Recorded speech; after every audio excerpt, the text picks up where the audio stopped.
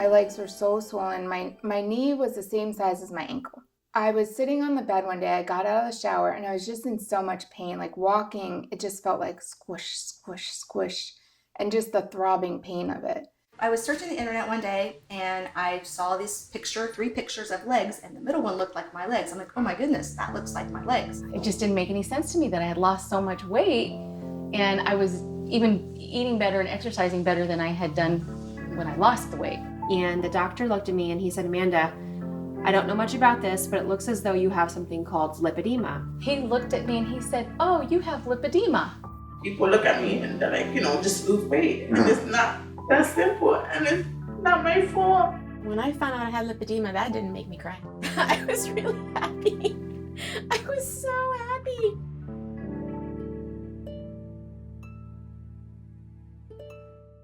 When I first was diagnosed, there wasn't much out there. What's out there now today is so much more than it was before.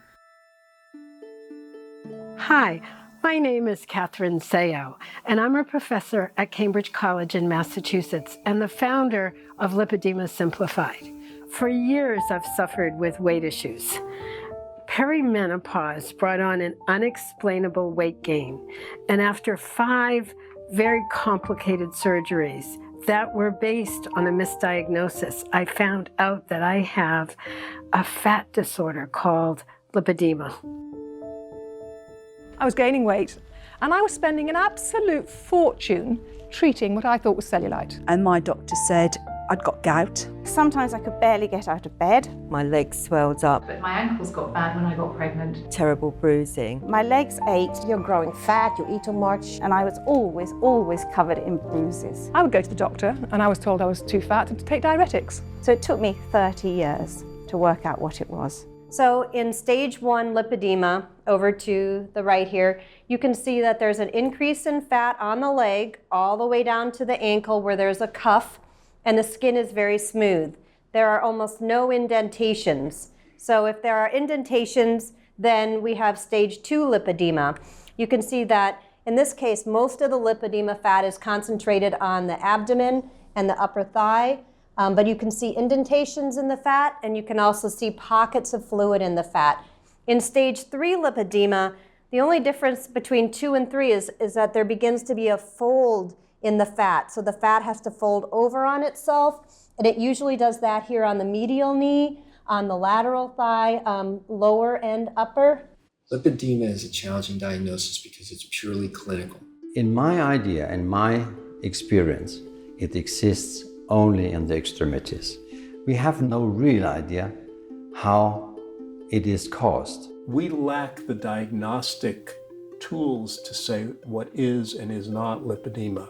We make the diagnosis on clinical presentation grounds. Most significantly, they don't teach it in medical school. It has essentially little or no place in the medical school curriculum. It's a newer condition, I think, as we all know, or more newly identified condition. And in the US, unfortunately, most doctors still don't know about it. And I gotta be honest, I really didn't even hear of that term lipedema until a few years ago. There is no way for people on the outside to know what causes that disease. And when we have such widespread bias and discrimination towards people who appear to have obesity, those negative assumptions and bias are going to automatically be applied to individuals, even if they're suffering from an issue from which they have no personal control. All of a sudden, somebody said, you're so photogenic, like you should pursue modeling. And I was like, I'm too big.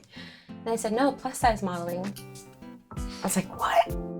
It's wild because what actually made me be a plus size model is having lipedema. Because of lipedema, I have this insane figure. And there's a 20-inch difference between my waist and my hips because of lipedema. The stats for a plus size model should be minimum 5'8". You need that height. You should be about a size 14. I am 5'7". I wear a 12 top and an 18 bottom. And I just kept getting those phone calls like, you need to be smaller, you need to be smaller. And over time, it got into phone calls saying, you're huge, you're huge. And man, your self-confidence just drops. You can't be toned when you have lipedema. Maybe when in the early stages, but I'm already stage 2. My mother was overweight, especially heavy in her lower body, and everybody just accepted that this was the way she was. And she felt bad about herself for not being able to lose the weight, particularly in her legs. But nobody thought to look up whether it had a name. No doctor ever said the word lipedema to her.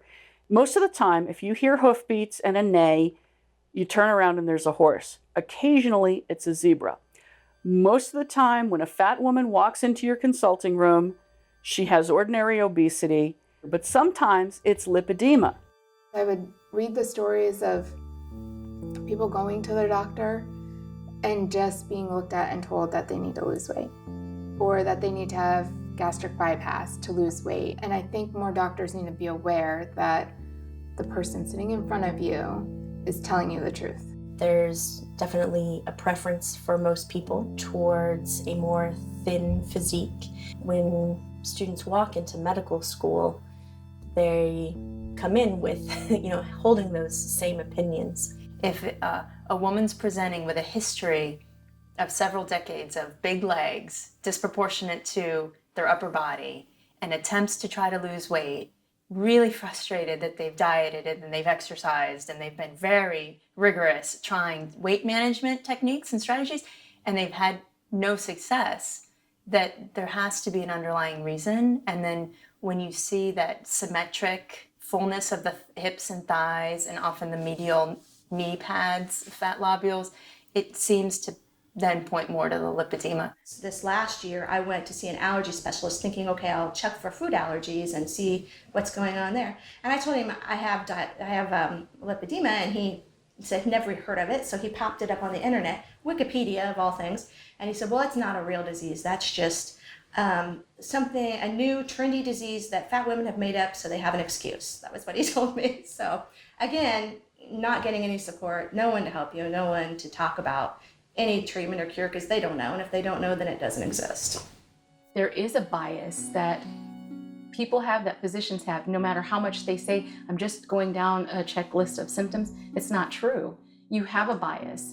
And so they're gonna look at you and they're gonna say, oh, you're just overweight. My biggest problem was that I listened to that advice and I stopped eating, and I had so many issues with my metabolism, and I was malnourished. I was a fat person that was malnourished, And that's the lipedema conundrum, because that's where patients themselves buy into the social value system that, they must be eating too much and not exercising enough, and yet they may be, and it's just something that's beyond that.